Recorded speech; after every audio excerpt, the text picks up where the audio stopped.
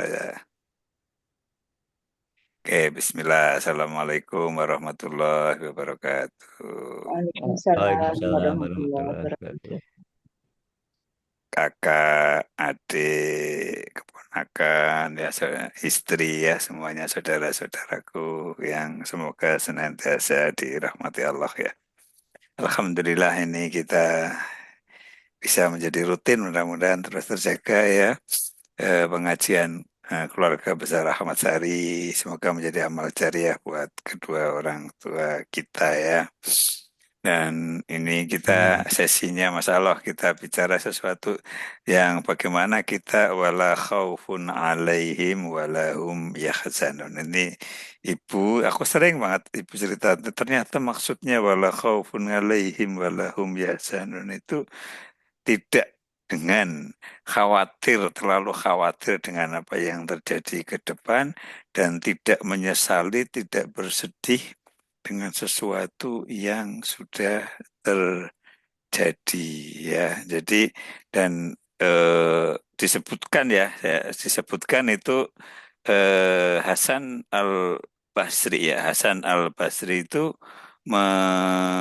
mengatakan pernah berkata begini.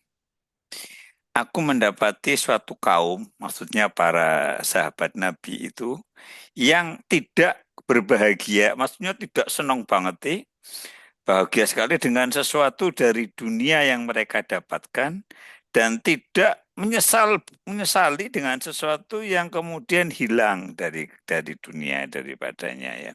Artinya Mhm. memang artinya bagaimana sikatnya menjadi suatu perkara yang penting dan besar dan masalah ini, oh Mas Roy yang kita lihat masalah ya. Kita lihat nyata ya kalau kalau Mas Roy ya bagaimana memanage tentang punya sakit yang tidak ringan, yang berat artinya tetapi dalam perjalanan hidup juga memanage seperti itu. Jadi dan saya lihat artinya nyata seperti itu dan sekarang mau sharing bagaimana kiat praktis ya. Bagaimana Iya, kiat iya. praktis, bagaimana kita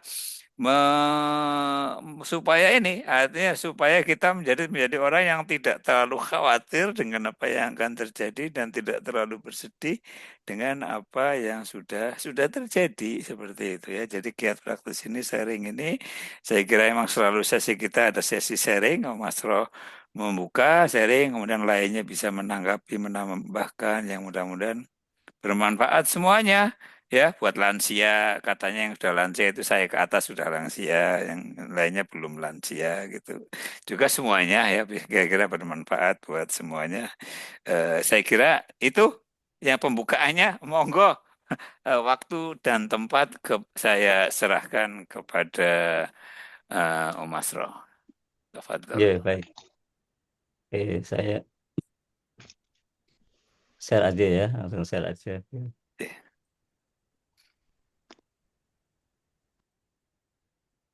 Ini, bentar, bentar.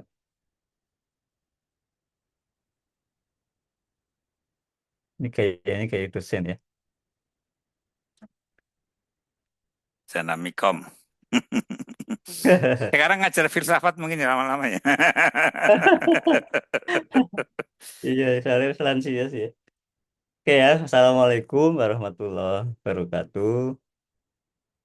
Warahmatullahi wabarakatuh. Bismillahirrahmanirrahim. Innal hamdanillah nahmaduhu wa nasta'inuhu wa nastaghfiruhu wa na'udzu billahi min syururi anfusina wa min sayyiati a'malina may yahdihillahu fala mudhillalah wa may yudlil fala hadiyalah.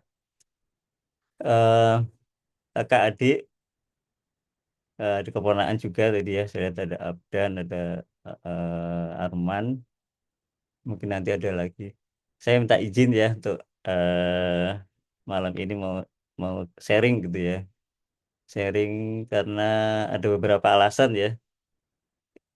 Sharing itu karena saya punya eh, pernah punya sakit yang setelah tak evaluasi itu sebenarnya memang karena saya itu tidak bisa mengelola emosi dengan baik gitu ya. Jadi waktu itu ada satu kejadian yang cukup besar menurut persepsi saya ya waktu di PTDI ada apa namanya pengurangan karyawan, itu cukup cukup membuat tekanan ya. Dan waktu itu saya sama sekali belum punya kematangan ya untuk mengelola emosi.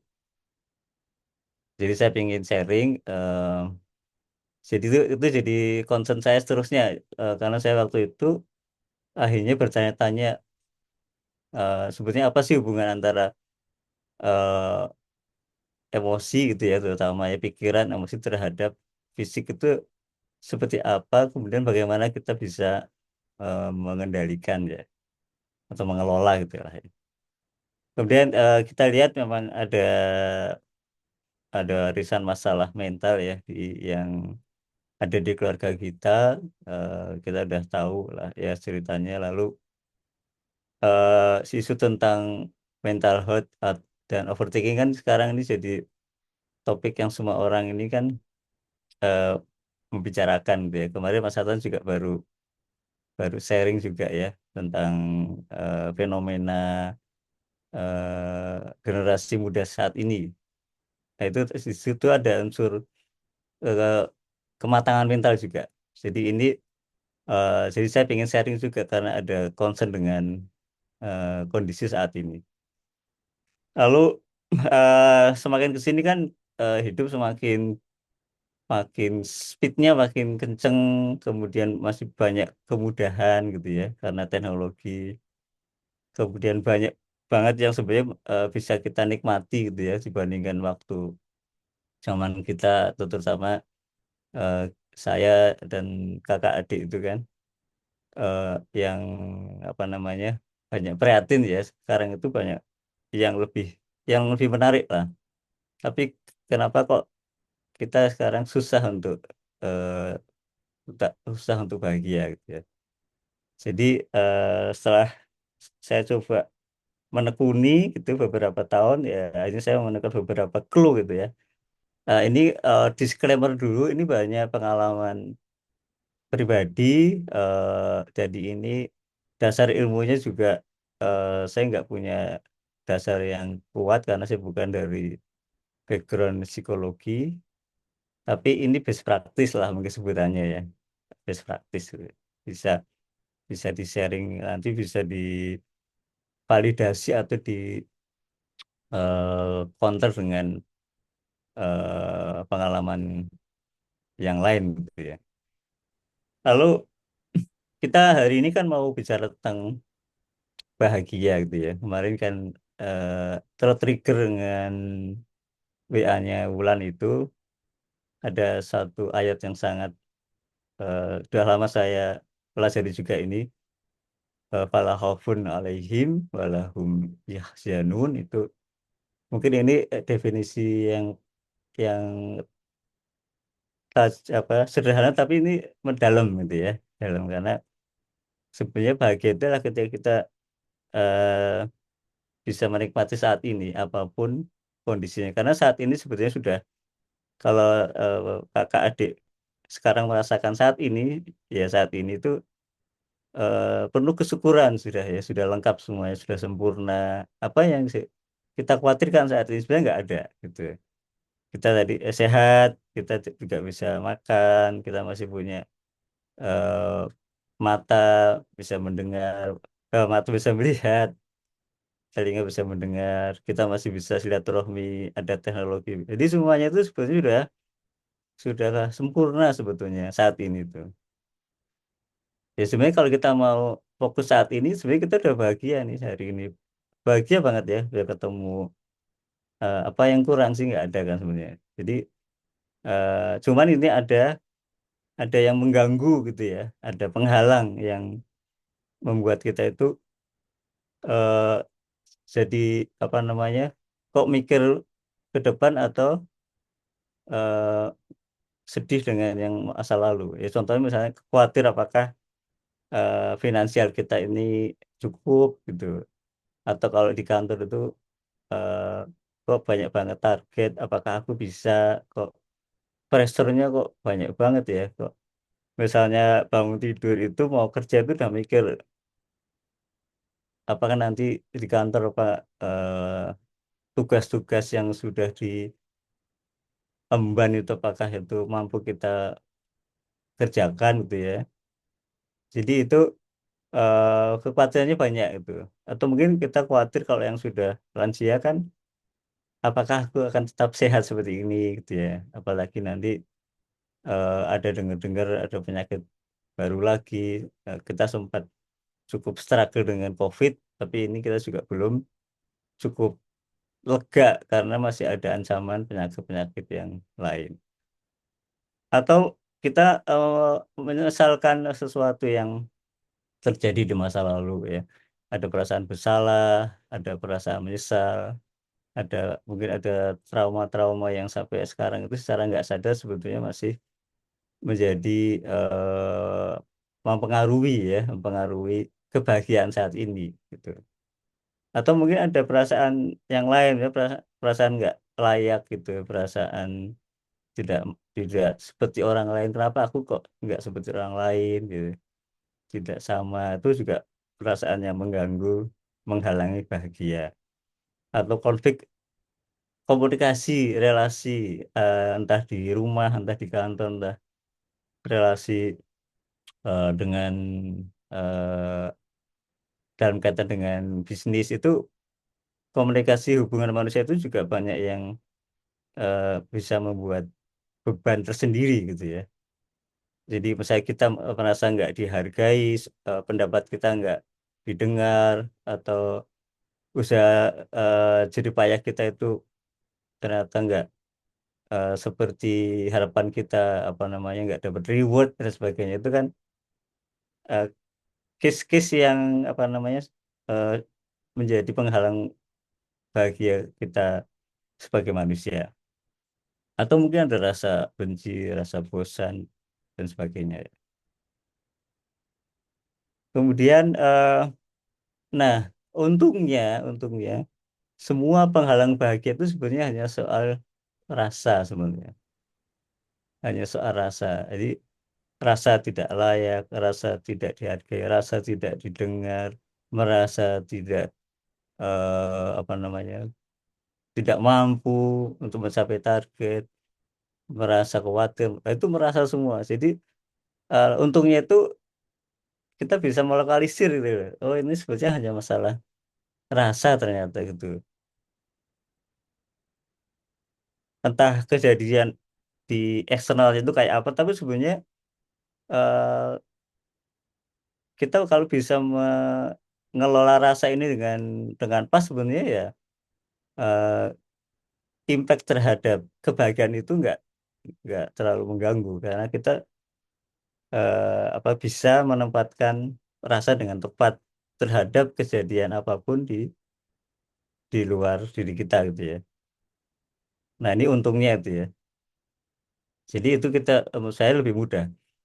Jadi malam ini saya akan mencoba menyampaikan empat ini. Jadi mungkin mohon waktunya mungkin agak eh, memakan waktu sedikit ya. Jadi pertama saya akan coba berangkat dari masing kita tuh sebenarnya menganggap diri kita itu kayak apa, itu penting banget untuk apa terkait dengan mencapai bahagia ini. Lalu bagaimana kita harus jadi pengamat bukan pelaku. Nah, ini nanti akan lebih detail di slide berikutnya. Lalu tekniknya itu ada dua, bagaimana kita itu menerima semua perasaan atau kita mau melepaskan. Ini salah satu bisa kita pilih atau kita combine gitu ya. Kurang lebih gambarannya yang akan saya sampaikan seperti ini ya. Pertama ini tentang diri ya. Diri itu kan kalau kita mau ngelihat unsur diri kita itu kan kita punya tubuh fisik gitu ya. Alhamdulillah kita semuanya dikarunia tubuh fisik yang lengkap. Kemudian kita punya pikiran ya, olah pikir ada di situ. Kemudian kita punya juga perasaan, emosi yang apa namanya disederhanakan, ditempatkan di apa namanya area jantung ya. Walaupun secara kalau mau lebih detail sebenarnya perasaan itu di mana itu eh, akan bisa dibahas lebih di tempat lain gitu. Kemudian ada satu hal yang mungkin kita itu sering lupa ya, bahwa kita sebenarnya bukan tubuh, bukan pikiran, bukan emosi, tapi kita adalah jiwa. Ada yang menyebut ruh, ada yang menyebut ruang kesadaran. Jadi yang berwarna biru ini, gitu ya, biru ini adalah sebenarnya kita itu yang biru ini. Jadi karena kenapa begitu? Karena eh, kita itu bisa menjaga jarak dari tubuh, artinya kita bisa mengamati tubuh kita, kita bisa melihat tangan kita bisa melihat kaki, kita melihat bagian dalam kita itu kita bisa bisa melihat, merasakan ya. Kemudian kita sendiri juga bukan pikiran karena kita bisa melihat atau mengamati apa yang sedang kita pikirkan. Kita bisa, sekarang, oh sekarang aku sedang memikirkan apa itu, kita bisa mengambil jarak dari pikiran. Dan juga dengan emosi, kita bisa merasakan, oh aku ini lagi resah, aku lagi khawatir, aku lagi tersinggung gitu, aku lagi marah, aku lagi, wah aku lagi nggak enak itu kita bisa bisa merasakan. Artinya kan kita sebetulnya bukan tubuh, bukan pikiran, bukan emosi, karena kita itu bisa mengambil jarak dari semua itu. Sehingga kita sebenarnya adalah ini jiwa, ruh atau ada yang menyamakan sebagai ruang kesadaran atau apalah istilahnya. Tapi itu menggambarkan bahwa ada sesuatu yang lebih besar ya, lebih besar dari pikiran, tubuh, emosi.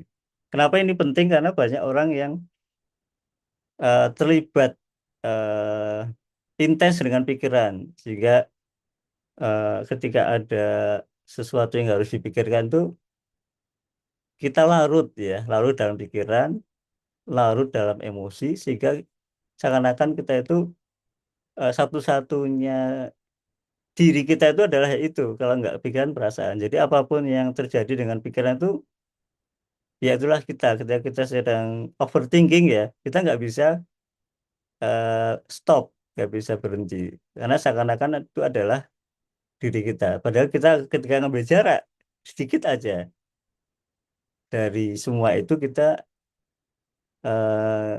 akan apa namanya bahagia gitu ya, akan bahagia. Nah, itu apa namanya landasan lah untuk apa namanya teknik-teknik selanjutnya yang akan dijelaskan. Landasan seperti ini. Nah, ini ada siapakah aku itu kan sering jadi satu pernyataan apa namanya filosofis ya, atau pernyataan renungan gitu. Jadi kalau kita mengatakan siapakah kamu, misalnya ada yang nanya ke saya, aku namaku Asro, aku pekerjaanku dosen, aku argumen, aku tingginya sekian, aku kurus, aku kulit coklat, aku punya sifat ini itu, kita berusaha mendefinisikan atau menjawab pertanyaan itu aku. Padahal itu sebenarnya untuk label ya, label itu hanya label kan sebetulnya. eh, aku itu ada sesuatu yang lebih besar dari itu, yaitu tadi aku adalah terus karena pikiran, emosi, perasaan ini sesuatu yang sangat berubah-ubah gitu ya. Termasuk fisik ya. Jadi kalau misalnya kita yang tadinya punya tangan dua, tiba-tiba karena kecelakaan tangannya tinggal satu atau nggak ada tangannya, itu kita masih tetap bisa disebut sebagai aku itu sebagai tetap Asro itu masih gitu.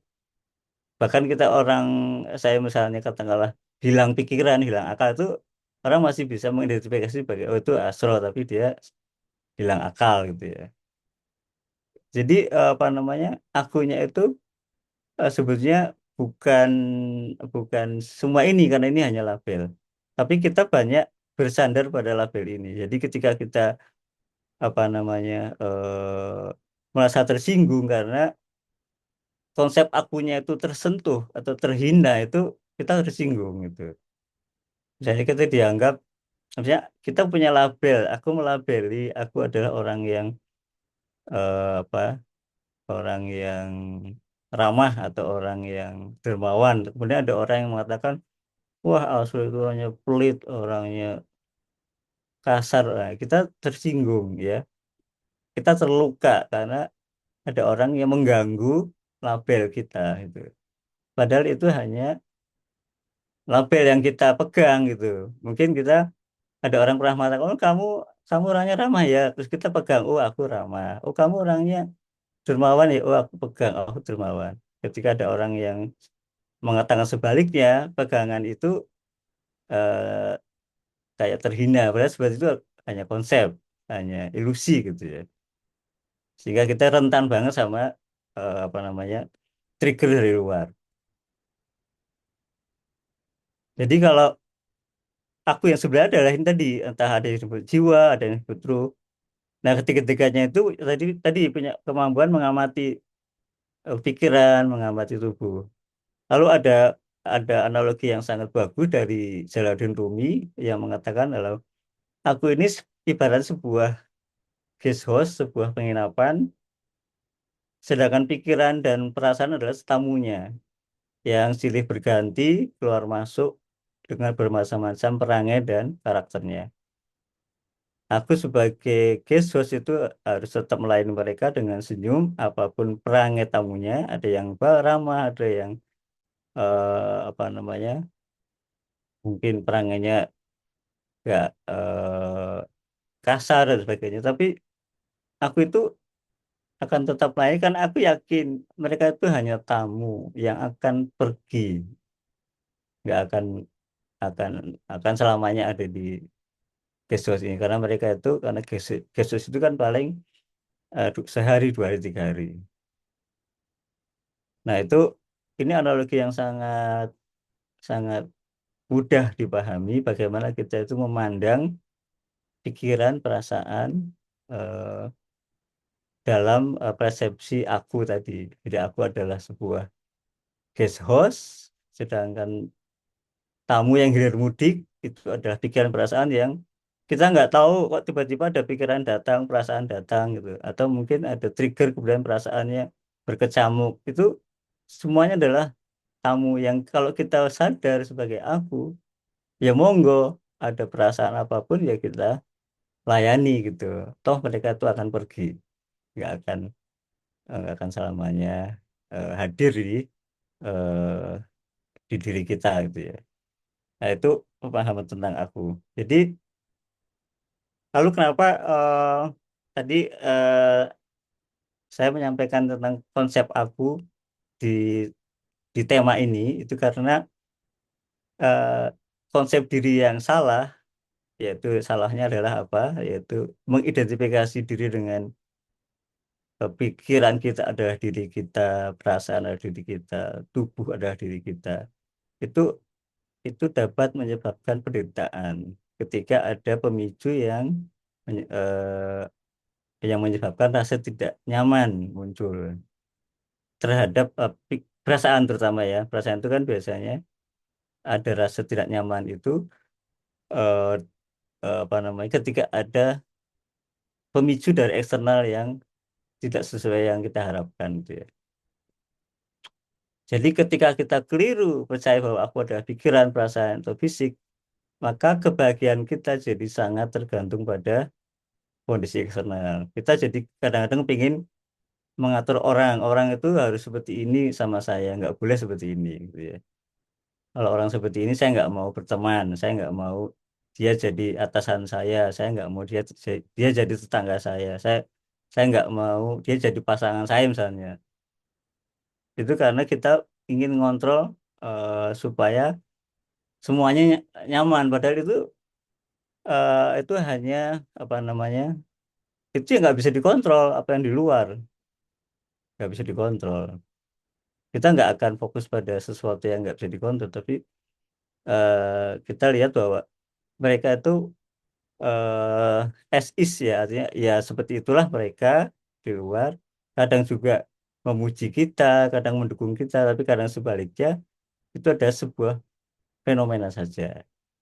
Nah, bagaimana kita bisa apa namanya merespon itu ketika kita memposisikan dengan benar aku itu adalah bukan pikiran, perasaan atau fisik itu tidak ada masalah ya. Eksternal mau sikap seperti apapun gitu. Nah, ini contoh eh, kalau kita mengidentifikasi diri kita sebagai pikiran. Jadi eh, setiap sesuatu yang pikiran negatif ya itu akan membuat kita hilang bahagianya gitu ya. Bahkan sebetulnya pikiran positif negatif itu menurut saya itu semuanya harus disikapi sama. Jadi sesuatu yang menyenangkan itu juga akan kita sikapi netral seperti Mas Aslam tadi sampaikan di awal itu ada salah satu seorang sahabat yang mengatakan ada sebuah kaum yang dia itu menyikapi sesuatu yang sedih dan senang itu sama aja gitu karena posisinya itu memang benar. Jadi aku itu sesuatu yang ya netral banget, nggak ada mau senang mau sedih, itu hanya fenomena gitu. Sama seperti ketika orang mengidentifikasi memegang betul bahwa perasaan itu adalah aku ketika kita tersinggung, ketika itu kita merasa diremehkan, kemudian kita merasa tidak dihargai itu eh, kita sangat kecewa gitu ya, sangat kecewa, sangat sedih. Jadi itu juga jadi masalah karena perasaan itu sebetulnya hanya sesuatu, sesuatu bagian dari diri kita, sesuatu yang kita bisa ambil jarak gitu ya. Kemudian apalagi dengan tubuh ya, dengan tubuh itu kita sampai banyak yang habis-habisan untuk memperhatikan penampilan gitu ya, gimana supaya tetap eh, enak, enak dilihat, sampai banyak sekali produk-produk kecantikan sebagainya karena ini banyak menganggap bahwa aku itu adalah fisik yang segalanya gitu ya. Jadi berikutnya itu bagaimana kita harus bersikap yang benar terhadap fenomena-fenomena pikiran perasaan yang terpicu oleh atau terstimulus oleh eksternal tadi adalah jadilah kita penonton ya bukan pemain. Jadi ilustrasinya itu kita menonton pikiran kita, kita menonton perasaan kita. Jadi ketika senang kita juga oh aku lagi seneng, aku nggak larut dalam kesenangan karena dia itu hanya satu fenomena. Ketika ada kesedihan kita juga nggak larut karena itu hanya kesedihan yang sementara. Jadi itu seperti seperti kita itu seperti lautan dan kesedihan itu atau kesenangan seperti ombak, dia akan turun pada saatnya gitu. Jadi itu analogi juga yang menarik. Nah, jadi lautan itu sangat luas, sangat berlimpah. Kemudian ada fenomena-fenomena ombak yang kadang-kadang kita menganggap itu ombak itu adalah eh, kita itu adalah ombak, padahal kita adalah lautan. Ya silakan ombak mau naik setinggi-tingginya nanti toh dia akan turun gitu. Itu salah satu mindset yang cukup cocok ya bagi saya untuk diterapkan selama ini bahwa eh, ketika kita menempatkan di sebagai penonton ya ketika misalnya komunikasi dengan seseorang ya mungkin kita paling banyak komunikasi dengan istri ya atau suami itu ketika ada kata-kata yang menurut kita itu tidak tidak pas sehingga kita ada rasa nggak nyaman ya itu kita langsung tahu ini hanya sesuatu fenomena rasa yang ini akan hilang sendirinya. Jadi kita nggak perlu terlibat dengan perasaan yang berubah-ubah itu. Lalu ada teknik yang ada dua teknik. Jadi eh, mungkin kalau diistilahkan itu letting in, menerima semua perasaan, biarkan perasaan itu masuk. Ada yang dua perasaan itu masuk lalu kemudian keluar. Kalau yang pertama itu konsep ini adalah ya tadi semua perasaan itu biarkan masuk, biarkan hadir. Kita akui memang aku ini cemas, aku ini sedih, aku ini kita berikan dia ruang untuk ekspresi ya, itu biasanya akan terasa perut kita mules atau dada kita berdebar, pundak kita terasa pegel, itu disilahkan masuk, biarkan dia itu berekspresi melalui sensasi tubuh gitu ya, biarkan aja, nanti itu akan ada saatnya akan hilang. Sama seperti yang Mas Atan sering bilang kan, tinggal turu wae masalah selesai, itu ya sama sebenarnya. Ya wes tinggal turu wae itu kan sebetulnya kata-kata yang kayak guyon, tapi sebenarnya itu bener itu ya. Esensinya bener. Jadi kita letting in, membiarkan monggo semua perasaan mau masuk apapun, karena kita nggak bisa mengendalikan perasaan, perasaan yang seperti itu. Jadi itu bagian dari survival. Ketika kita dihina, kita ada apa namanya ketersinggungan, kita mencoba bertahan, berargumen, itu survival aja. Tapi kita tahu itu sedang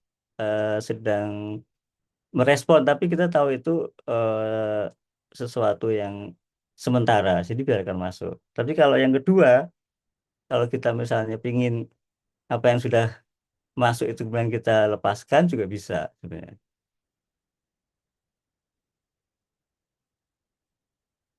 Nah ini langkah-langkah praktisnya. Jadi nomor satu itu sadari kalau ada perasaan nggak nyaman ya, misalnya ada satu apa masalah yang tiba-tiba apa namanya kita hadapi, lalu kita merasa tidak nyaman, kita akan deteksi di mana sih rasa nggak nyamannya, apakah di perut, di dada, apakah di kepala itu, apakah di eh, bagian lain. Kan tiap-tiap orang itu biasanya punya apa namanya efek sendiri-sendiri ya.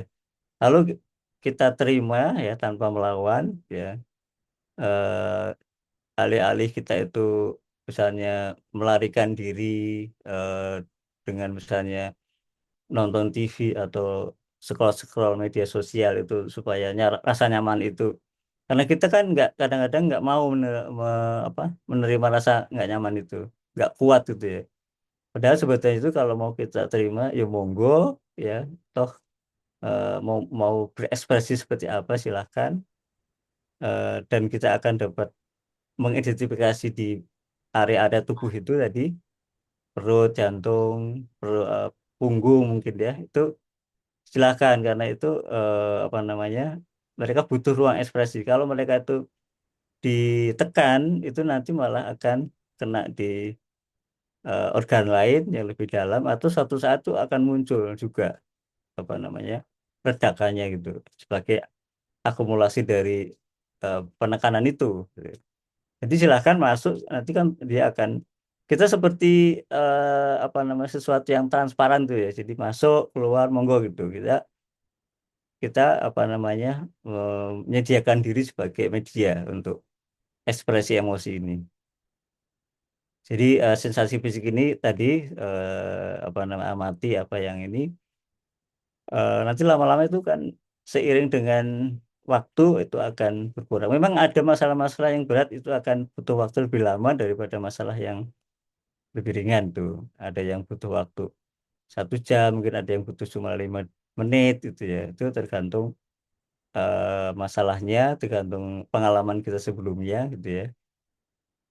Nah itu apa namanya masing-masing akan berbeda waktu untuk ininya.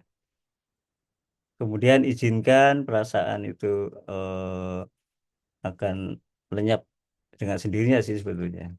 Ya sama kita seperti senang itu juga sebentar ya. Senang banget gitu ya, misalnya barusan misalnya ponakan-ponakan dulu masih inget ya, barusan keterima apa namanya perguruan tinggi, kan seneng banget, seneng, tapi itu kan nggak akan bertahan lama, nanti juga akan hilang juga. Itu sama dengan perasaan negatif seperti itu. Jadi kita posisikan sebagai sesuatu yang sementara semuanya. Kemudian kalau letting go itu, ini ada teknik ya yang konon ini efektif. Saya juga kadang mencoba. Jadi kalau kita mau pakai teknik kedua, jadi yang keempat ini, ketika perasaan itu sudah kita izinkan masuk, itu kita akan memberikan pertanyaan kepada kita sendiri gitu. Apakah perasaan ini boleh bisa dilepaskan ya gitu. Kita jawab ya, ya Bu, silakan kalau dilepaskan. Kemudian apakah saya bersedia melepaskan perasaan ini? Kadang-kadang kan ada orang yang belum bersedia gitu. Kalau misalnya sakit banget ya, sakit banget sama orang tuh. Jadi disuruh melepaskan itu susah. Jadi ini perlu diulang sampai kita itu mau melepaskan, rela. Tapi kalau misalnya belum, itu sebetulnya juga eh, menjawab tidak pun sebetulnya itu otomatis akan lepas karena kita sudah melihat bahwa sesuatu ini sesuatu yang di luar diri kita. Jadi ketika kita bertanya ini sebenarnya kita mengakui bahwa itu perasaan ini sesuatu yang di luar diri kita bisa kita lepas seperti kita melepas pegangan saya kita memegang kunci gitu dilepas dilepas. Jadi, walaupun kita berat tapi sebenarnya itu dengan mengajukan pertanyaan ini itu akan lepas sebenarnya. Nah, ini apa ini hanya sebagai apa ya? Sebagai iming-iming ya kalau kenapa kan kita harus melakukan teknik-teknik itu kalau enggak biasanya enggak akan selesai karena orang pada umumnya akan menghindari ya ketika ada perasaan enggak nyaman, tersinggung atau perasaan direndahkan atau perasaan enggak diterima pendapatnya atau dikritik gitu. Itu biasanya mereka akan menghindar. Itu perasaan itu enggak sanggup ditanggung sih menghindar.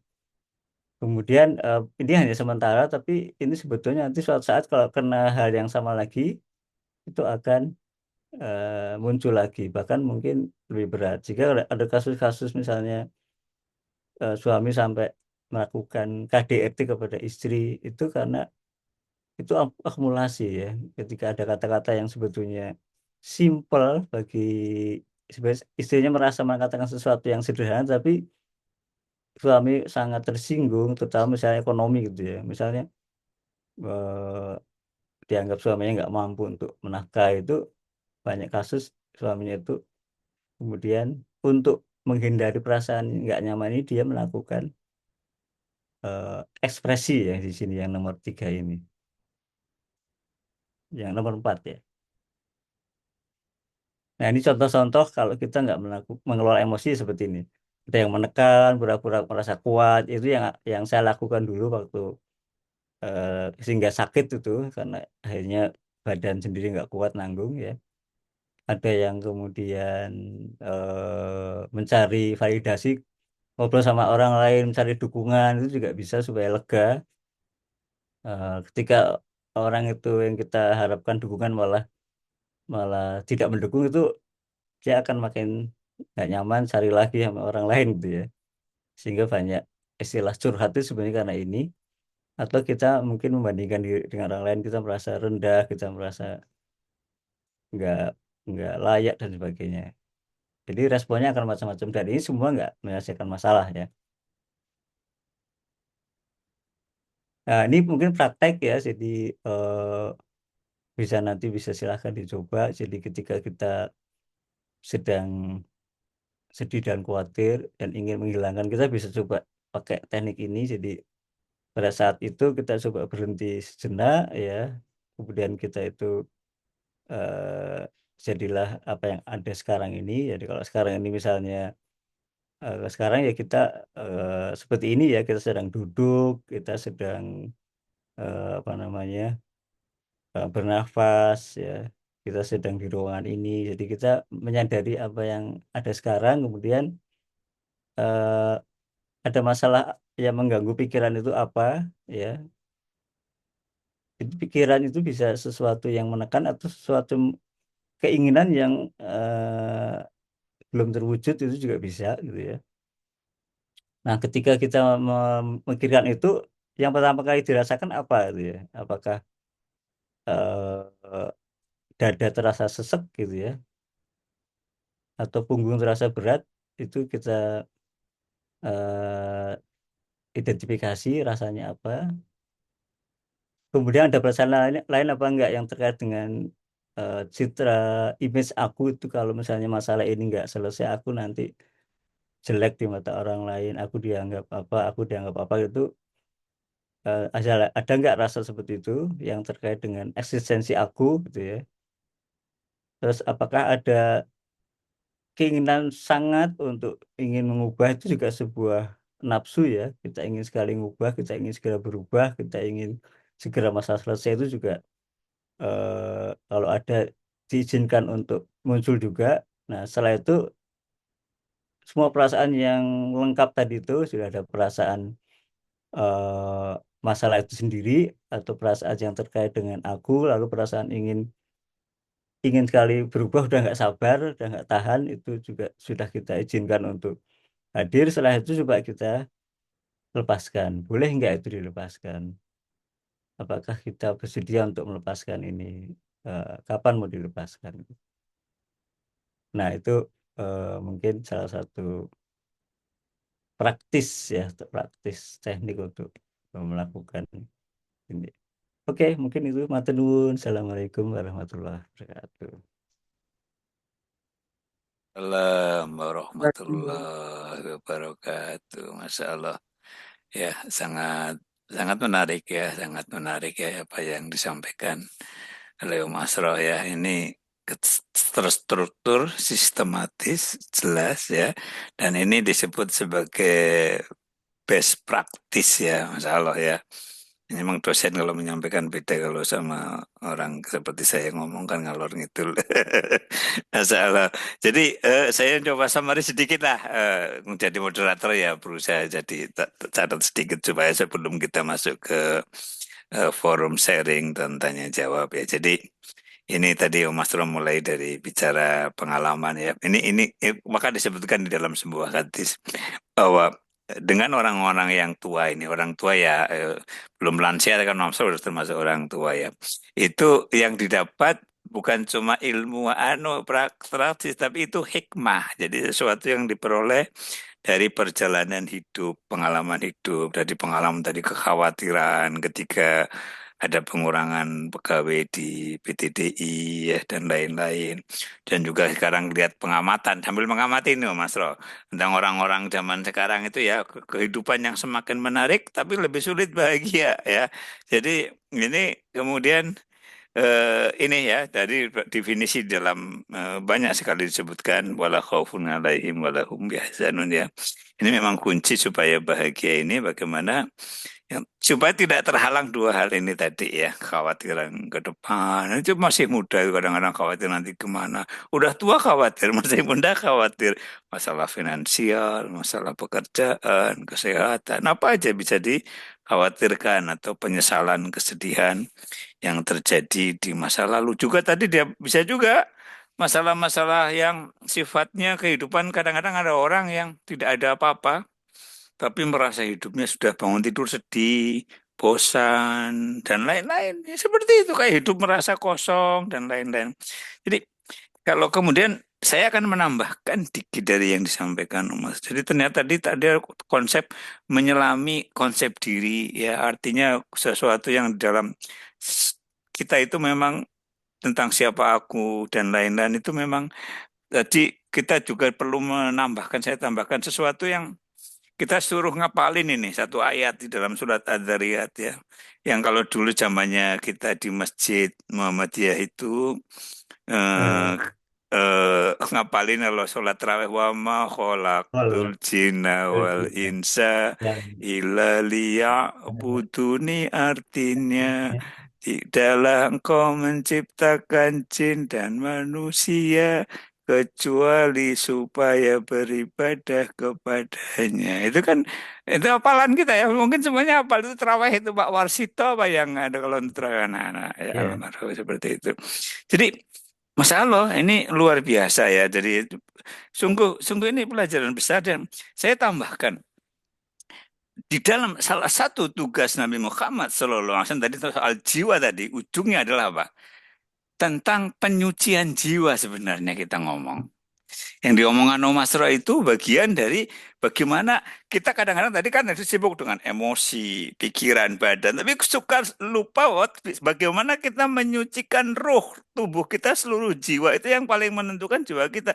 Makanya yang salah satu tugas Nabi Muhammad adalah untuk menyucikan jiwa kaumnya dan juga disebut dalam surat As-Samsi tentang Allah bersumpah wasyamsi wa duhaha demi matahari dan cahaya di pagi hari wal qamari idza talaha demi bulan apabila mengiringinya wan nahari idza jallaha demi siang apabila menampakkannya wal laili idza yaghshaha demi malam apabila menutupinya was samai wa ma banaha dan langit serta pembinaannya wal ardi wa ma tohaha dan bumi serta hamparannya. Ini Allah bersumpah segitu banyak tentang seluruh alam, langit, bumi, bulan, matahari. Kemudian apa? Semua itu untuk supaya orang memperhatikan Allah ayat begini apa? Wan nafsi wa masawah dan demi jiwa serta penyempurnaan ciptaannya kemudian apa? Fa'alhamaha fujuroha wa taqwaha maka Allah mengilhamkan kepada jiwa itu jalan dua pilihan nih. Kefasikan dan ketakwaan. Kemudian ini yang bagian nomor penting ayat teman. Qad aflaha man zakkaha. Sungguh beruntunglah orang yang mensucikan jiwanya.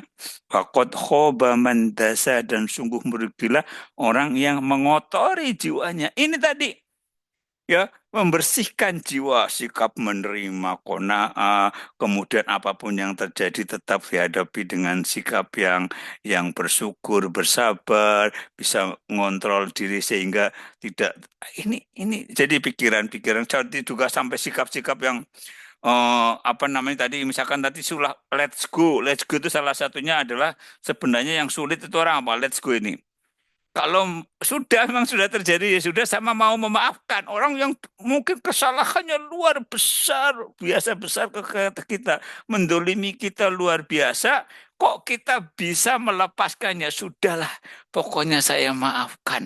Itu bisa menjadi kunci luar biasa. Dan efeknya tadi kemana-mana, ke tubuh, kesehatan, barokah Allah, maka disebutkan, makanya kunci bahagia kalau dalam sebuah hadis itu cuma tiga, jika ditimpa musibah dia bersabar, mendapatkan kenikmatan bersyukur, kalau dia membuat dosa kemudian bertaubat. Nah, seperti itu. Jadi ada teknik tadi letting go, letting in, kemudian seperti itu ya. Jadi ini apa namanya? Mudah-mudahan omongan saya tidak terlalu jauh dari yang tapi saya menangkap masalah artinya untuk kita praktekkan betul karena banyak orang yang mungkin kenapa zaman sekarang malah kondisi yang tadi Om Mas bilang banyak hidup makin menarik kok banyak orang yang makin stres. Banyak orang makin mudah bunuh diri. Karena ini ada satu hal, Adik. Terlalu memikirkan faktor eksternal. Terlalu memikirkan apa omongan orang lain kepada dia. Karena semua orang sekarang bisa dilihat. Padahal ada nasihat yang terlalu saya masukkan, coba selalu ingatkan diri saya gini. Ngapain terlalu mikirin banyakkan omongan orang? Karena nanti kalau kita mati, itu cuma dalam waktu sebentar semua orang udah lupa. Saya hidup pindah-pindah ini, saya hidup pindah-pindah ini. Kalau baru pindah itu, wah orang-orang nangis-nangis, wah ditinggal, kalau macam hidup nanti gimana, kalau nangis. Tapi setelah 3 tahun, apalagi setelah 10 tahun, sehelo aja mungkin sudah enggak. So what? Itu contoh kalau kita hidup kok Ya, ya. terlalu mikirin omongannya orang. Oke, itu aja. Saya kira mudah-mudahan sekedar mencoba merangkum dari apa yang disampaikan oleh Om Asro. Monggo tafadhol silahkan yang lainnya untuk menambahkan, mengomentari, menguangkan.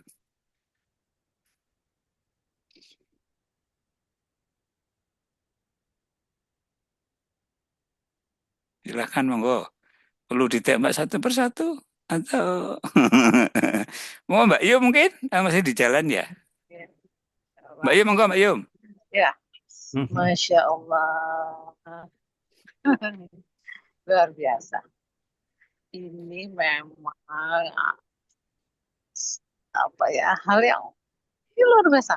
Memang betul memang harus seperti itu. seperti itu bahwa menjadi ringan hidup kita dengan kita tadi ya jadi ilmu ndablek iki kan jebule jebule bener ndablek. Nah, ndablek dalam arti bahwa ya itu tadi tidak peduli dengan omongan orang dan seterusnya tadi pokoknya aku setuju banget lah. Eh, sehingga nanti di masa sulit-sulit yang hidup ini dan orang mengatakan sulit dan sebenarnya tidak ada lagi sulit. Jadi mungkin rumus sulit itu kita hilangkan. Nggak ada yang sulit. Semua itu bisa mudah dan eh, ya aku nggak bisa ngomong lagi itu. Bahwa aku setuju banget lah pokoknya. The best Om Ayo. Ya, ya, ya. Oke, Iyalah, oke. Mbak Yum, kita belajar banyak dari Mbak Yum loh. Serius, aku Oh, pengamat, aku apa? banyak belajar Mbak Yum Apa? mengalami semua kita Apa? mengalami Apa? badai-badai kehidupan, bagaimana menjalaninya, melewatinya, Iya, Masya Mbak Allah. Yus. Loh ya, aku nggak perlu Apa? kalau Mbak Yum ngomong, saya banyak belajar, jelas itu. Kayak Mbak Yus itu kayak apa tadi? Bukan best practice tapi apa? Apa ya? Ya, Contoh nyata itu ya. Ternyata, iya, iya. ya, ya, ya, saya akui bahwa ya akhirnya aku harus ngomong ya bahwa saya lakukan itu Om ya, bahwa saya lakukan itu bahwa ini nanti akan selesai kok. Susah ya kok rampung hilang, sedih yang kok hilang, sakit yang kok sembuh, kayak gitu aja. Jadi nggak ngapain dipikirin.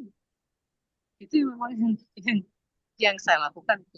Ya mungkin jadi terlihat oleh orang. Oh, eh, nah ini saya selalu pelan-pelan memberikan anu pada anak-anak. Oh, apa jadi bahasanya ibu itu bahasanya aku ke anak-anak.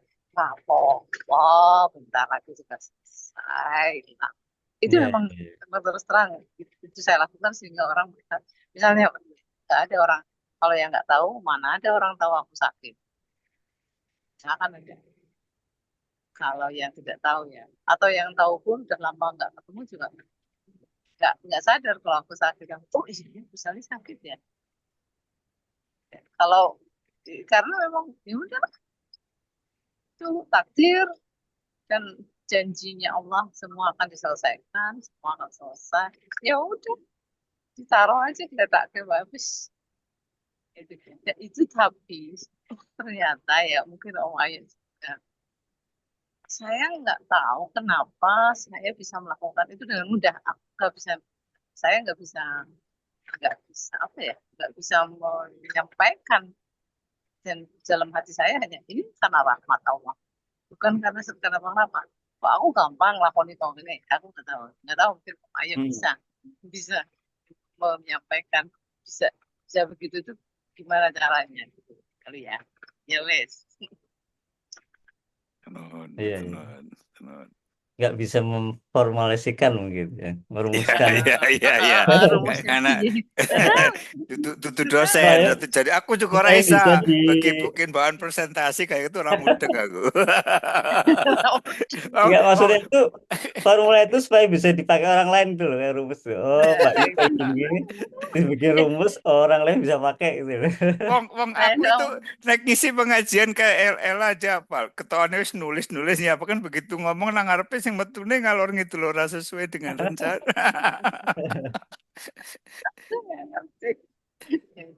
Om Ayah bisa, kalau dosen Om Amang di Amang bisa lah kayak gitu ngomong Ani gitu bisa. Aku nggak ngerti. Saya hanya berpikir ini kan anak aku gampang lakuin kok bisa yang lakuin kayak gitu dah gitu aja. Ya, aku ngerti. Iya, iya, iya. Dan Ayo yang lain. secara kita juga belajar dari orang tua. Artinya saya sungguh Hmm. seperti ngamati contoh misalkan Ya, saya semuanya ngamati contoh ya, misalkan ya, bapak ya, ya. Bapak ya, ya betul. rahimahullah waktu mulai terkena penyakit jantung, mulai banyak kena penyakit. 13 tahun Bapak memanage penyakit Ya, jantungnya itu. Bagaimana ya menghadapi 13 selalu tahun. Bapak, aku ada pokoknya disiplinnya tetap dilakukan, makan nasi sekian, berobat, nggak pernah putus disiplinnya ke Jogja sebulan sekali, segala macam. Tetapi tidak membuat hidupnya itu penuh dengan kekhawatiran ke depan ini segala macam. Dia sudah menerima tadi Ya, seperti let it in, tapi tetap dihadapi, dijalani dengan baik. Tapi tadi jadi tidak masuk ke daerah kemudian yang wah iya kan. Yang tadi maksud contoh aku sampaikan tadi tentang orang yang sebenarnya masih ada dalam hatinya, cuma kelihatan tutupi aja, yang kemudian bisa meledak, ya kan? Nanti emosi sebenarnya masih marah, karena kebencian itu dia nggak bisa melepaskan. Oh, nggak betul-betul nggak bisa memaafkan orang lain. Sebenarnya itu cuma dipendam aja mungkin karena nggak berani sama bosnya. Tapi sebenarnya dipendam terus. Suatu saat bisa meledak seperti seperti itu dan ini beda dengan ketika memandang dari betul-betul ini saya nih butuh mensucikan jiwa, konsentrasi mungkin kalau udah makin tua konsentrasi saya bagaimana setelah mati selamat dan lain-lain. Saya kira menjadi lebih apa lebih tenang bahkan kalau perlu ditambahkan kita rajin mendoakan orang lain supaya itu menjadi lebih lebih Ya, lebih ya, lebih anu di dada kita ya ya. mungkin ya ada satu hal lagi saya bilang.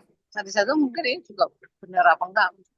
Saya hanya berpikir supaya saya pokoknya begitu hidup saya hanya saya mau berbuat baik sama orang lain. Begitu. Karena saya hanya apa yang saya lakukan ini eh, mudah-mudahan ini akan Allah juga janji bahwa ini akan jadi kebaikan lagi untuk aku atau anak-anak dan seterusnya dan anak-anak itu aja jadi yang apa yang kita berbuat baiklah aja sama orang harus ya nolong orang jadi di kepala itu hanya bagaimana membuat orang lain itu tertolong kalau aku bisa lakukan apa yang aku ya bisa lakukan saya lakukan nah ini yang kadang-kadang pada anak-anak dan suami kadang-kadang terlihat bahwa jadi apa ya mungkin tanda petik kalau jeleknya over gitu ya dan atau capek lah Bu, gitu kan tapi itu sebuah ya aku bilang sebuah kebahagiaan saya sudah itu aja buah apa efeknya gitu ya ya pada zaman orang yang tidak terlalu peduli pada orang lain ketika kita menyibukkan diri menolong orang lain itu itu juga juga membuat kita apa ya dalam lingkungan menjadi mudah zaman sekarang karena sedikit sebenarnya saya berada di mana-mana orang sibuk dengan dirinya sendiri ketika kita masuk sibuk ngurusi orang lain itu orang tiba-tiba mau support ya semuanya sebenarnya mereka mereka iya karena sesuatu yang baru bisa jadi dalam lingkungan-lingkungan saya hidup di luar asal lo ya, orang yang hidup dengan dirinya sendiri ketika kita dorong rame-rame saling memperhatikan, ngurus orang lain. Nah, itu pengaruh. Kemudian pada bersemangat. Rata-rata selalu seperti itu. Mungkin. Tafadhol lainnya silakan.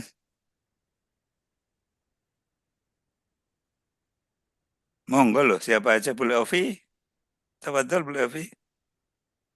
Ini Putri tumben datang. Ah, Saya Putri, monggo Putri. Nyimak belum, nyimak. Ya nyimak aja lah. Memilih penjemuran banyak banget. nyimak apa minyak? Minyak. minyak. Minyak. saya yang muda-muda nih yang Enggak, muda-muda tapi ya setuju, Bu setuju sama kamu mulai Mbak. dulu Putri ya yo Ya, silakan Putri. Enggak, enggak 5 menit. setuju. Udah setuju beneran setuju. sudah Enggak ada bantahan, terlalu Nggak ada gampang. bantahan Bukan ya. sidang DPR kok setuju. Oke, Kalau nggak ada dapat honor cuman ini ya. Setuju dapat honor gitu ya. Kayak Om gampang. Enggak, soalnya memang aku juga mempraktekkan beberapa teorinya itu gitu. Jadi kayak memang setuju walaupun kadang ya kalau lagi marah banget ya itu kembali ke nomor 1, 2, 3 pertanyaan tadi ya lupa juga teorinya gitu. Jadi kadang lupa. Iya lupa bahwa ada tekniknya yang kita sadari udah kita tahu gitu. Tapi kalau lagi marah banget ya manusia aja jadinya gitu kan lupa ada teknik gitu nanti kalau lagi belajar gini iya bener juga gitu Iya betul. gitu sih. Enggak sih tapi Ya, ya. setuju. Tapi makin lama kita perlu belajar untuk itu. Saya kan tahu semua lah. Karakter saya kan sebenarnya sangat mudah emosi, ngomong tajam dan lain-lain, kelair aja. Memang seperti itu kalau ngomong dari background aslinya. Tapi memang butuh, walaupun tidak kata Putri sama, saya sampai sekarang juga kadang-kadang out of control juga masih itu terjadi gitu loh ya kan ya. Tapi begitu sadar secepatnya, karena seperti disebutkan dalam hadis Rasulullah ada seorang perempuan yang berdiri sedang menangisi tentang seorang di kuburan, kemudian Rasul bersabda tentang menghibur, kemudian mengatakan kamu tidak tahu, kemudian marah wanita itu. Kemudian setelah itu dikasih tahu oleh orang lain bahwa tadi yang mengingatkan itu Rasulullah. Maka kemudian wanita itu minta maaf. Rasul bersabda, yang namanya menahan diri dari kesedihan, dari kemudian emosi itu adalah kalau kemampuan itu dilakukan pada kesempatan pertama. Bukan kalau orang sedih atau orang marah setelah 3 hari ya memang sudah hilang gitu ya. Tapi mampu di kesempatan pertama itu sesuatu yang perlu Refleks gitu ya. dilatih ya. Refleksnya memang perlu dilatih tetap seperti itu. Ya itu tidak Iya mudah. Om, yang paling challenging itu kan sadarnya. Iya, Istighfar iya. pertamanya tuh loh. Iya, iya. Itunya kan, itunya kan yang paling susah kan. Iya, iya. Biasanya delay tuh 2 hari gitu. Iya. Kadang kalau yang paling challenging sebenarnya itu sadar. Ya, Nah, betul. begitu Itu challenging, paling sadar, challenging ya. Ya. begitu sadar mungkin baru inget, oh iya ada caranya gitu. Cuman memang susahnya itu, challengingnya itu sadar pertamanya. Iya. Nah, ya seperti itu. Iya betul. Berarti aku nggak apa-apa Bu, ndablek Bu. Ayo, Putri minta validasi itu. Itu ya tadi nomor 3 tuh minta Minta validasi. Itu Awan loh. yang suka Tapi minta validasi nggak apa-apa. terutama perempuan itu. Ya, benar. Tapi bener Kayak yakin-yakin. ACC dablek penting. Penting sebenarnya penting. Sih. Saya menarik Om, itu jadi reminder sih Om Ayo. Kadang soalnya itu udah lupa-lupa lagi caranya. Tapi tadi 3 itu praktikal banget sebenarnya. Iya, iya. Berarti perlu latihan ya. Latihan terus. Ntar aku tempel di kulkas aja sama di meja kantor. Itu. Silakan. Ada yang lain monggo. Ya.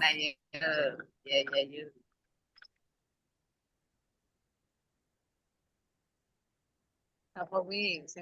Paling nom di situ siapa tuh? Ada Paling Afgan nggak ya? aku paling no. Ini atau Mas Epong mungkin yang sepuh-sepuh juga yang punya iya, pengalaman. sepuh. Atau Mbak Ika mungkin atau siapa? Aku kan udah, Boleh Ati dari tadi depan juga atau Om Mamang ya, Om Mamang. Om Wawan. Kalau ada, kalau enggak ya siapa aja lah. Ayo monggo. Abdan. Kan ada nggak? Ada Abdan. Nah, monggo Abdan, tafadhol. Ya, ayo. Assalamualaikum warahmatullahi wabarakatuh. Waalaikumsalam warahmatullahi wabarakatuh. Aduh, apa ya Om? Ilma yang mau Iya, bicara. Baik. Apa bicara apa ya? Apa gitu doang. Kalau saya ini kok kesel ada misalnya capek gitu atau misalnya ada yang bikin emosi itu apa? Cuma gini aja. Dibawa ke akhirat nggak dibawa ke akhirat kok nggak apa-apa udah. Itu bisa juga tuh. Nggak apa-apa asal bukan melakukan hal yang buruk terus kita membuat orang lain menderita atau kita melakukan hal yang buruk gitu ya kan tahu kan maksudnya. Jadi baru sadar gitu kan. Ya. Tapi kalau kita dijahatin orang atau kita lagi mengalami sesuatu yang kurang baik atau apa gitu ya gitu aja sih ya udahlah nggak apa-apa gitu nggak dibawa ke akhirat masalah gini aja ya udahlah. Masalah. Ya, poin yang sangat penting itu. Masalah kalau fokus seperti itu luar biasa itu praktis bagus banget itu. Masalah. Lebih mudah malah. Salah karena yang tadi seperti kalau kan kita dalam itu tadi bilang kalau kita disakiti orang segala macam itu nggak terlalu masalah, tapi kita lebih fokus kalau kita berbuat buruk ke orang lain ya yang membawa konsekuensi buat diri kita ke akhirat, itu yang lebih fokus. Itu lebih mudah hidup menghadapi masalah-masalah dalam kehidupan, luar biasa itu. Ya, Salah. Iya. kalau Bagus dapat itu. tantangan nggak dari Allah ya alhamdulillah ya, berarti dapat dapat apa ya, dapat tantangan yang lebih, dapat ujian yang lebih gitu kan, berarti berarti kita disayang sama Allah gitu. Ya, dan Ya, mampu. Dinilai ya, mampu kan. jelas, Iya. jelas. Memang yang ujian paling berat adalah para nabi, kemudian para shodiqin, para segala macam. Kemudian memang seperti makin iman kita tinggi ya, makin ujiannya makin berat. Tapi kita memang sudah lebih tenang menghadapi masalah-masalah tersebut seperti itu. Ya, Ya.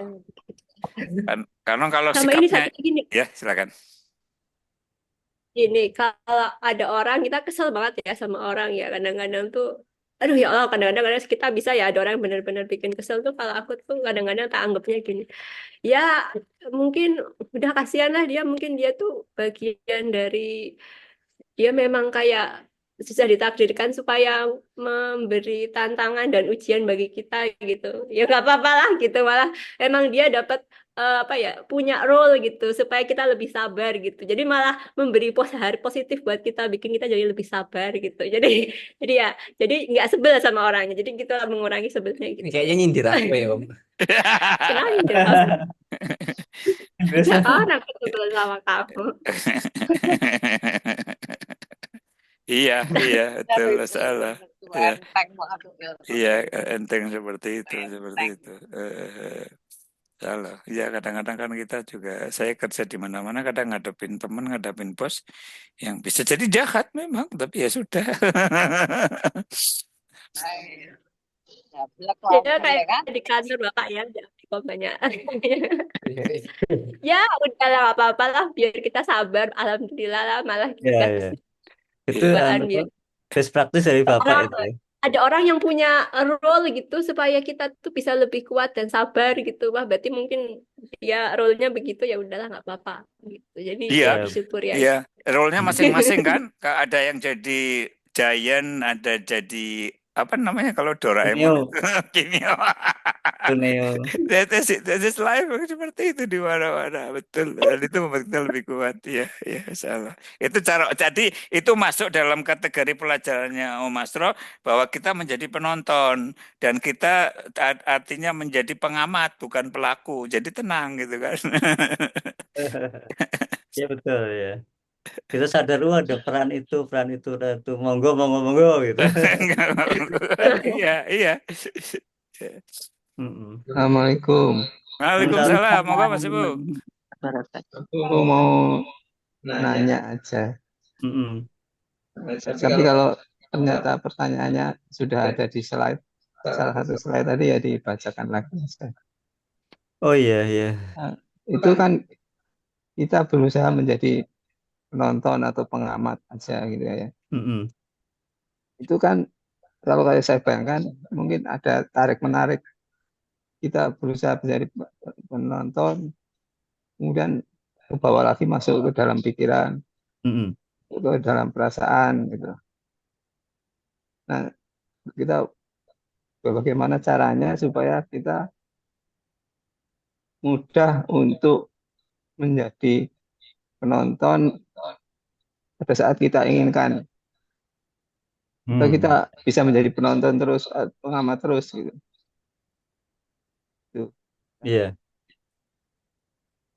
Ya, Kamu pasti bisa, Yura. Ya, oke. Izin menjawab ya, Mas Ibang. Jadi memang itu perlu praktek ya, praktek yang apa namanya kita praktekkan sehari-hari, itu artinya real gitu. Begitu ada stimulus gitu ya, ada dari luar itu kadang kita itu kayak Putri tadi, kita lupa gitu ya, kita larut lah. Tapi kadang kita sadar. Nah itu berarti semakin sering praktek, semakin sering menerapkan itu, lama-lama kita tuh skillnya naik gitu loh. Kita jadi sepanjang waktu itu kita ada terus gitu. Jadi nonton terus. Ya kayak kita nonton film kan kadang-kadang larut, ikut sedih, ikut nangis tuh ya. Kayak gitu. Tapi kadang terus kita sadar ini kan cuman adegan gitu. Ya, itu memang semakin kita sering pakai itu makin skillnya makin naik. Itu nanti semakin semakin sering. Kalau bisa sih sepanjang waktu itu sadar terus. Bisa. Jadi tapi memang perlu tahapan-tahapan gitu. Ya, ya. Iya betul. Oke. Karena bedanya Ya. jauh. Contohnya gini, bedanya jauh antara jadi penonton sama di dalamnya. Saya pernah ikut main VR, yang VR itu zaman sekarang VR itu kan kita dikasih dikasih pandangan gitu, kemudian yang bergerak gitu loh. VR di Eropa kadang-kadang tempat main itu kan kalau kan jadi kayak mobil kita ikut bergerak, bergoyang, kemudian kayak mau jatuh segala macam. Itu pertama kali nyoba kayak ikut sadar, takut nanti jatuh begitu. Ini kan cuma aja, nggak bakalan beneran jatuh. Kalau ketika kita menyadari itu mau guling seperti apa, mau apa ya cuma aja. Sementara yang lain teriak-teriak gitu loh. Padahal ini jadi untuk membayangkan bedanya jauh. Dan tapi kata Putri tadi bisa 2 hari bisa kan, atau lama-lama bisa 2 jam, bisa langsung sadar cepet cek. Seperti itu mungkin karena efeknya dalam kehidupan emosi kita bedanya jauh antara kita mampu untuk melihat sebagai penonton sama kita hanyut larut, itu bedanya jauh seperti itu. Walau Ya. Nambahin Contohnya. sekali, silakan. Iya, kadang itu salah satu, maksudnya kan kita ada stimulus nih dari luar terus kita ngerasain sesuatu gitu. Nah, kadang tuh ini indikator yang paling gampang tuh kalau perasaannya sangat kuat gitu. Begitu ada yang marah berlebihan, sedih berlebihan gitu, terus atau khawatir berlebihan, itu biasanya justru trigger yang paling gampang. Enggak, ini enggak usah larut. Jadi itu sebenarnya kadang paling gampang, atau cuman kadang yang susah itu adalah sesuatu yang udah dipendam lama. Itu yang susah disadari. Kemudian Tapi kalau pendem lama nggak sadar, kemudian ada titik-titik itu sebenarnya titik meledak karena sudah lama ya. Bisa meledak itu kan bisa bentuk yang bisa marah atau bisa sakit kan Om?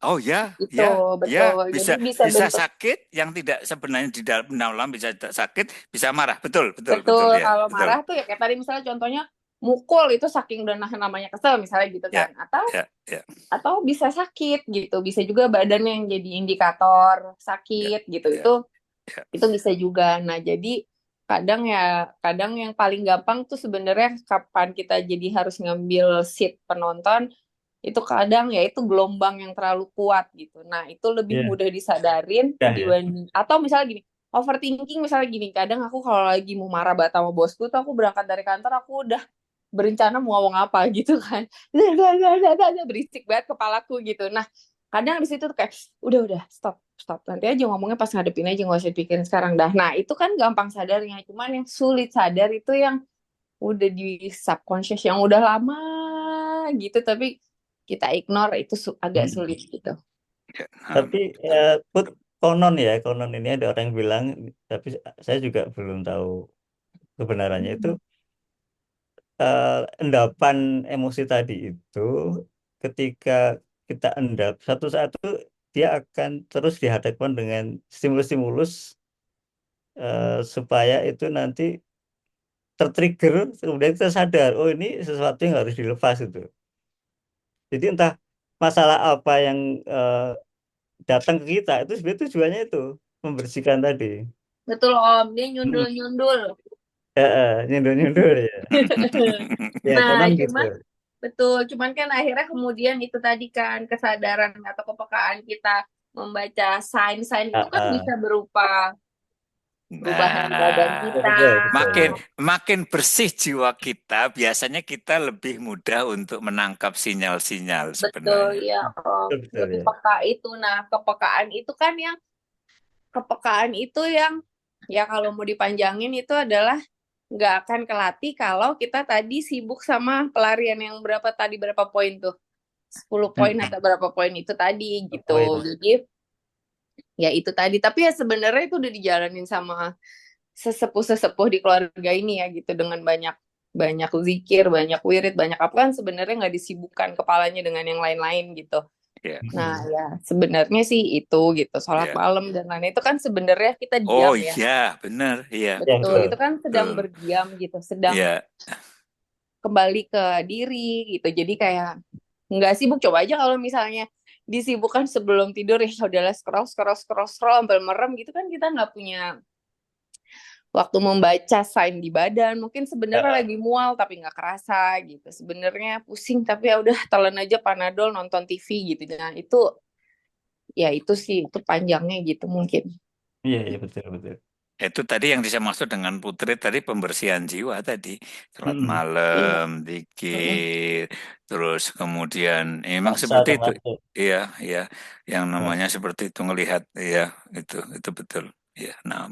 Ya ada teori lain itu kan juga kayak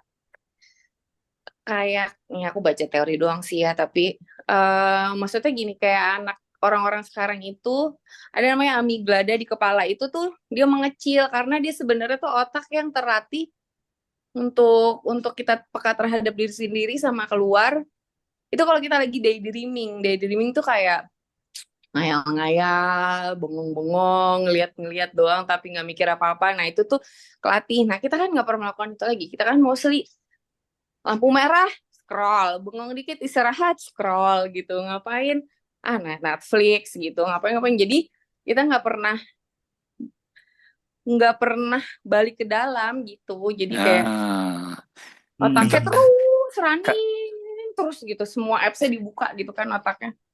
Orang nggak, kalau dulu nunggu dokter dulu mungkin sambil bisa baca Quran, sambil mikirin apa diri sendiri gitu ya, atau ngobrol. Sekarang nggak, buka rel itu nggak pernah berhenti gitu kan. Iya, atau dulu kan, kalau dulu mungkin orang-orang kayak misalnya pergi dalam sebuah perjalanan ketemu sawah ya berhenti aja gitu, bengong ngeliatin bagus banget gitu. Kalau ini kan sekarang kita nggak kayak gitu, jadi ya itu jadi agak lebih susah peka. Iya betul. Syekh Rahman Rosidi kayaknya tadi nongol, mana belum bicara. Lagi sinau mungkin. Om Amang, tafadhol Om Amang. Ya, lagi nyari-nyari analogi penonton itu tadi. Oke. Iya, jadi kalau para penonton. Misalnya mungkin yang generasiku ke atas itu masih ingat Pak Tino Sidin ya. Ya, jadi Pak Tino Sidin itu kan kalau menilai gambar-gambar yang masuk gitu kan. Ya. Itu pasti bagus. Oh iya, bagus. Misalnya gitu ya. Iya. Jadi ngomentari ceramahnya Mas Ayo tadi ya, bagus, lanjutkan. Aku dianggap anak-anak SD TK ya. Tapi kira mengerti om ya. Tapi aku orang tersinggung. Orang aku sadar gitu. Jangan kepancing om, Ini lagi ngepancing om Astro ke tes. Analogi lain, kalau misalnya nonton bola kita tuh bukan siapa-siapa, main bola aja nggak bisa gitu ya, apalagi strateginya. Tapi kalau kita nonton bola timnas lagi main gitu, itu bisa keluar kata-kata macam-macam banget gitu. Wah, kudune ditembak langsung, ngapain oper gitu misalnya gitu. Sundul gitu misalnya gitu. Kok sundulnya mengarah ke kiper, orang ngarah ke tempat kosong gitu ya.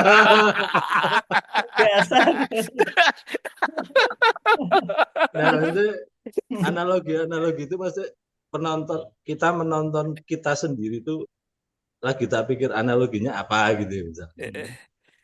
Apa kayak gitu atau Jadi agak Bebas, yang nggak bebas, pernah serah. bebas ya. Bebas. Atau misalnya yang dimaksud nonton itu misalnya kita ya itu tadi terus apa namanya ngelerem pikiran-pikiran kita gitu mungkin ya. Ya, berarti nonton itu gini, karena itu kita yakin itu nanti akan berlalu gitu aja. Itu akan lewat gitu. Jadi nggak perlu diapa-apain sebenarnya. Ya, kayak tadi kan analoginya Jalaluddin Rumi kan kayak tamu di sebuah hotel. Itu kan merawiri macam-macam. Ada yang bikin kesel, ada yang ramah, apa namanya, menyenangkan, tapi semuanya itu nanti juga akan pergi semua. Itu sih sebenarnya. Makanya kita menonton itu karena tahu ini hanya adegan yang lewat gitu lah. Kata-kata gampangnya gini sih, misalnya kan kita lagi marah banget kan biasanya kepala kita wah gitu kan. Paling gampangnya oh ini aku lagi marah. Oh ini lagi marah nih gitu, lagi marah gitu. Gitu menyadari oh ya ini lagi sedih banget nih gitu. Kalau ntar sedihnya lewat gitu. Iya. Kalau disebutkan dalam pakai penonton gambarnya gini, sesungguhnya kehidupan dunia itu hanyalah permainan. Innamal hayatad dunya la'ibun. Dan kemudian kesadaran itu, dan kita juga tahu semua perjalanan itu ada bagian dari takdir dari Allah ya. Kadang mengalami seperti ini, pasti ada hikmah yang terbaik di dalamnya. Maka kita menjadi itu yang disebut dengan sebagai penonton. Jadi kita tidak larut dengan emosi. Ya sudah, ini seperti ini. This is skenario. Kenapa terjadi seperti ini? Kenapa tiba-tiba ada orang marah seperti ini? That's tiba-tiba kita dapat jadi punya atasan yang sangat buruk, misalkan dan lain-lain atau dan lain. That's skenario yang kita ada itu eksternal kan sebenarnya. Kalimatnya tadi kalimat ilma. As long as selama saya tidak berbuat yang membahayakan akhirat saya, nggak usah terlalu khawatir. Karena itu sesuatu yang tidak bisa kontrol. Itu mungkin bayanganku tambahan untuk menjawab analogi apa yang dimaksud menjadi penonton sepak bola seperti itu. Itu mungkin yang dimaksud fenomena itu ya Mas Etan. Maksudnya jadi ini sesuatu yang pasti terjadi dan apa ya semacam apa sih ya, sesuatu yang sudah diatur Allah gitu misalnya ya. Semacam kayak gitu mungkin ya. Iya. Katakan tiba-tiba saya ketemu orang ini, ketika saya tiba berpikir, otak saya berpikir seperti ini, ketika ketemu ini, ketika menghadapi orang yang menyebalkan, yang menyenangkan, itu bagian dari ujian, skenario diatur oleh Allah. Ya itu penonton seperti itu maksudnya. Iya. Iya. Karena kan kadang-kadang kayak gini, misalnya, oke, kita lerem dulu misalnya. Terus tiba-tiba nanti apa namanya? Terus habis itu kita mikir, terus solusinya gimana gitu. Kadang-kadang kayak gitu. Nah itu aku kadang-kadang aku sadar, wah ini nafsu lagi, mikir solusi juga mungkin nafsu juga gitu. Betul Om, jadi ya Allah hikmahnya apa ya Allah. Iya, iya, padahal saya sudah berbuat seperti ini, kurang apa saya ya. Udah itu larut itu, nggak jadi penonton itu. Saya harus ada solusi. Saya paling tidak bisa kalau sesuatu yang tidak pasti berlarut-larut. Saya butuh kepastian. Dan memang gitu ya, itu larut itu kalau orang udah ngomong kayak gitu. Itu berarti ada nafsu untuk mengontrol hasil gitu. Maksudnya. Kalau S3 gitu mungkin memang kayak hasil penting banget. Pengen buru-buru kesimpulan. Iya. Aku tuh S1 sampai S3 tak anggap proses, nggak mikir hasil. Oh iya bener, kamu setuju. Keren ya. Mau S1 9 tahun itu kan proses ya. Ya nggak tahu selesainya banget. Sabar Mang, sabar. Udah itu ikhlas. Analoginya itu kalau ada orang kok nyanyi fales banget ya nanti suatu saat nanti dia turun lah nyanyinya rampung. Ya, kayak penonton bener ya udah itu penjelasan paling aktual itu. Kalaupun nanti penonton semuanya sakit perut nanti juga sembuh sendiri itu penonton. Itu yang lagi dilakukan itu Om yang duduk di belakang berpangku tangan itu ya. Penonton. Jangan komen. Jangan komen. Padahal sebelum nyanyi itu aku udah ini kapan nyanyinya gitu kan. Nah pas nyanyi kapan selesainya.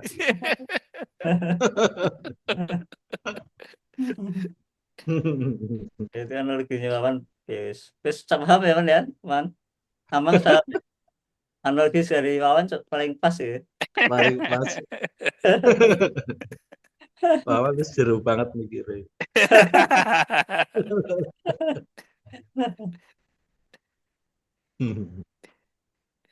Cukup ini? Iya, udah 9:30 kurang semenit. Iya.